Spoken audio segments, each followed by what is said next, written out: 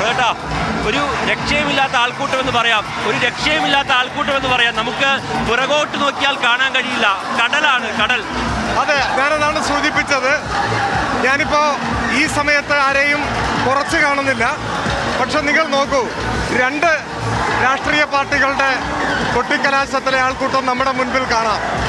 എന്നാൽ ഇവിടെ നിന്നും നോക്കിയാൽ ഇടതുപക്ഷത്തെ ജനസാഗരം അത് നമ്മുടെ ദൃശ്യപരിധിക്കും അപ്പുറത്തേക്ക് നീണ്ടു കിടക്കുകയാണ്. ഇത് പതിവില്ലാത്തതാണ്. നിലമ്പൂരിൻ്റെ ചരിത്രത്തിലെ ഏറ്റവും അത്ഭുതകരമായ ഒരു ജനസഞ്ചയമാണ്. സമുദ്ര സമാനമായ ജനസഞ്ചയം എന്ന് നേരത്തെ ഞാൻ പറഞ്ഞു.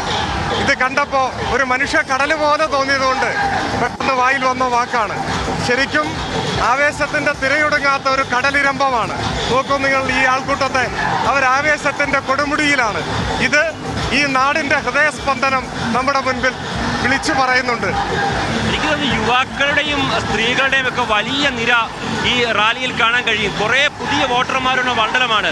അപ്പോൾ ഇത്രത്തോളം ഒരു വിദ്യാർത്ഥികളുടെയൊക്കെ ഒരു സാന്നിധ്യം, അത് വലിയൊരു പ്രതീക്ഷ നൽകാൻ കഴിയുന്നതാണല്ലേ. അത് ചെറുപ്പക്കാർ അതുപോലെ ചെറുപ്പക്കാർ മാത്രമല്ല, ആബാലവൃദ്ധമുണ്ട്. പക്ഷെ ചെറുപ്പക്കാർ പ്രത്യേക ആവേശത്തോടെയാണ്.